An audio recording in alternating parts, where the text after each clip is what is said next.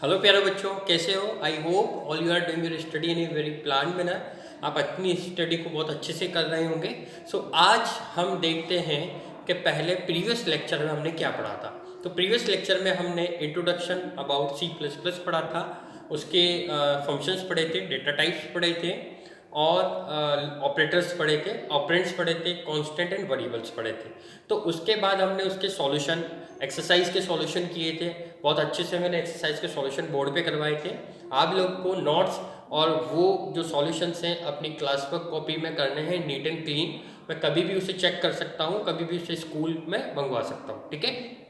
तो first thing is that कि आपको अपनी नोट्स कंप्लीट रखने हैं, कभी भी चेक किया जा सकता है। सेकंड थिंग इज दैट कि आज हम नया चैप्टर स्टार्ट करेंगे जो कि आपके टर्म 2 में भी आने वाला है। तो इन्हें दोनों चैप्टर को बहुत अच्छे से ध्यान से पढ़ना, ताकि आपके जो क्वेश्चंस हैं टर्म 2 के वो इन्हीं में से आने वाले हैं और अच्छे मार्क्स आपको वहाँ से लेने हैं। तो आज हम स्टार्ट करते हैं नया चैप्टर क्लास 8 का कंप्यूटर का चैप्टर नंबर 6, जिसका नाम है for loop in C plus plus.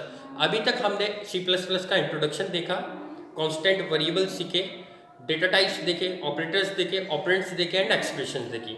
Okay, अब हम देखते हैं कि सी प्लस प्लस लैंग्वेज में लूप कैसे लगाते हैं, ठीक है। तो मेनली हम पढ़ेंगे फोर लूप, टाइप्स भी पढ़ेंगे।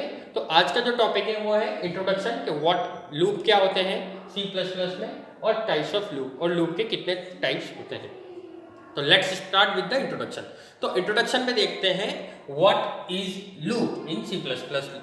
सी प्लस प्लस में लूप क्या होता है। तो देखो, in loop some condition are check, कुछ कंडीशंस होती हैं जो लूप में चेक की जाती है, and the sequence of statement, statement का जो सीक्वेंस है वो भी चेक किया जाता है, are executed until those condition are satisfied. That means ये तो हो गई बुक की लैंग्वेज। अब मैं इसको प्रैक्टिकली समझाता हूँ बच्चों।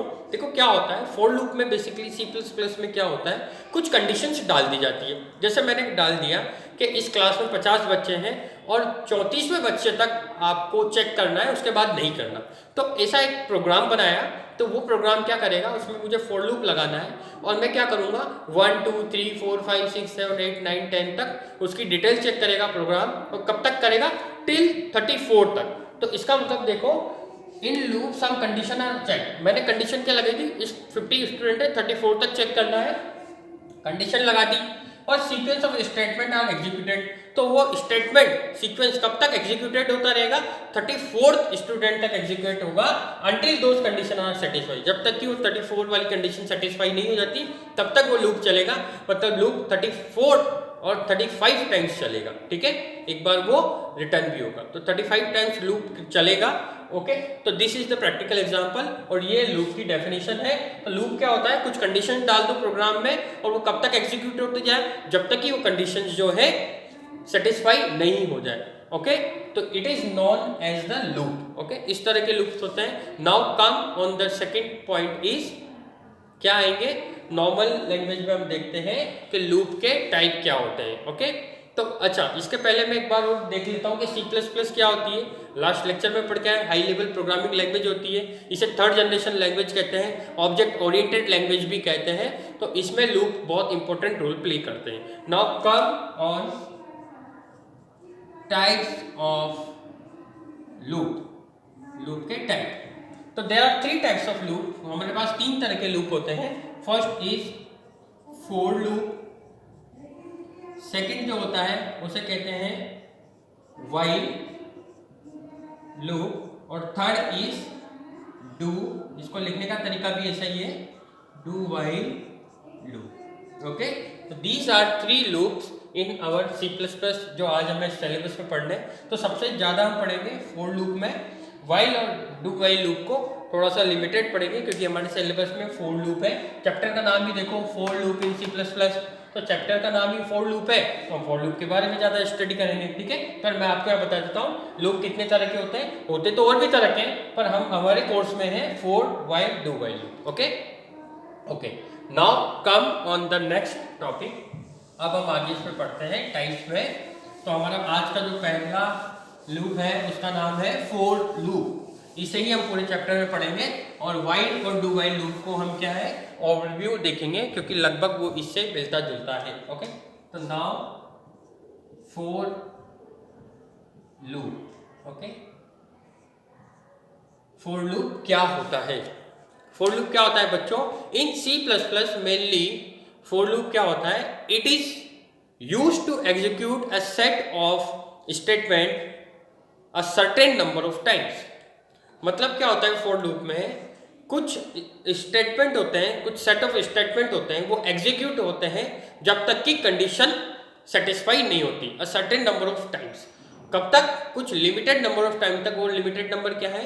वो कंडीशन जब तक सेटिस्फाई नहीं हुई। जैसे कि मैंने क्या कहा? मैंने कहा एक एग्जांपल ये था, 50 बच्चे हैं, 34 तक वो कंडीशन होती रहेगी।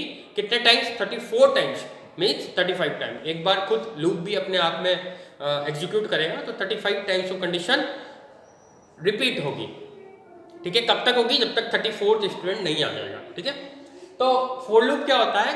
It is used to execute a set of statement a certain number of times.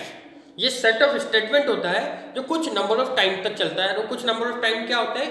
For loop की कंडीशंस। तो mainly four statement consist of, अब फोर स्टेटमेंट के अंदर चलते हैं तो फोर स्टेटमेंट जो होता है वो कीवर्ड क्या कंसिस्ट करता है? जब भी हम प्रोग्राम में यूज करेंगे तो यूज करेंगे four, FOR, capital 4।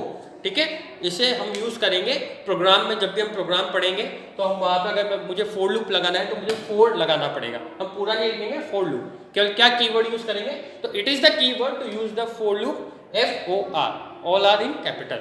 And there are three expression in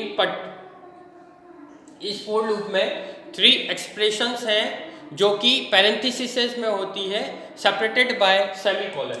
जैसे मैंने लगाया for loop, ठीक है, तो एक कंडीशन यहाँ होगी, दूसरी कंडीशन यहाँ होगी और तीसरी कंडीशन यहाँ होगी। तो मैं लिख देता हूँ फर्स्ट, सेकेंड और थर्ड, और ये सेपरेटेड बाय सेमीकोलन। तो फोर लूप का कीवर्ड क्या हो गया? फोर। देखो मैं बता रहा हूँ प्रोग्राम में इसको कैसे इंसर्ट करते हैं। हमने लगाया फोर, फोर के बाद हमने कंडीशन डाली पहली, फिर लगाया हमने कॉलन, फिर लगाया सेकंड कंडीशन, फिर लगाई थर्ड कंडीशन और पैरेंथिस, मतलब स्मॉल ब्रैकेट को बोलते हैं पैरेंथिसिस।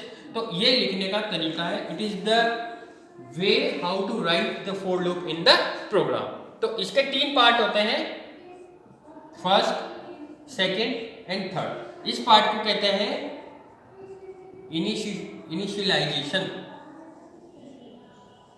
ओके, और इस पार्ट को कहते हैं टेस्ट कंडीशन, और इस पार्ट को क्या कहते हैं? इंक्रीमेंट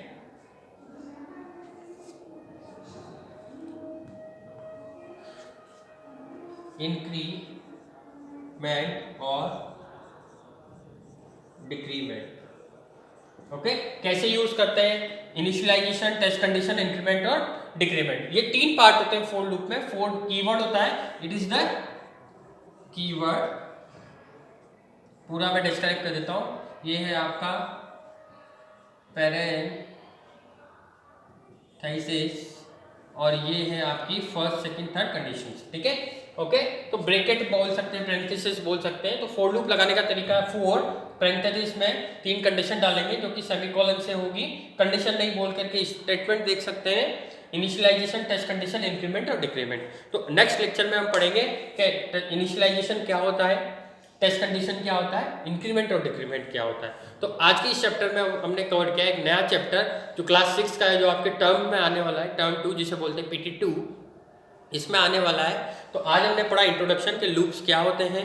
लूप्स के बाद हमने पढ़ा टाइप्स ऑफ लूप, लूप कितने तरह के होते हैं? 3 तरह के होते हैं, for loop, while loop, do while loop. उसके बाद हमने पढ़ा कि फोर लूप क्या होता है और इसमें कितने एक्सप्रेशन होते हैं। इसमें 3 एक्सप्रेशन होते हैं, इनिशियलाइजेशन, टेस्ट कंडीशन और इंक्रीमेंट और डिक्रीमेंट। ओके, कीवर्ड होता है, पैरेंथेसिस होते हैं, सेमीकोलन से, इसे भी मैं लिख देता हूँ सेमीकोलन। ओके, ये होते हैं। तो ये इसको लिखने का तरीका है, प्रोग्राम में इंसर्ट करने का तरीका है। जब हम प्रोग्राम करेंगे तब मैं आपको बताऊंगा कि हमने ये चीज़ पढ़ा था, तब आपको थोड़ा थोड़ा रिकॉल होगा। तो आज के लेक्चर के लिए thank you very much and all the very best and have a good day. Thank you बच्चों।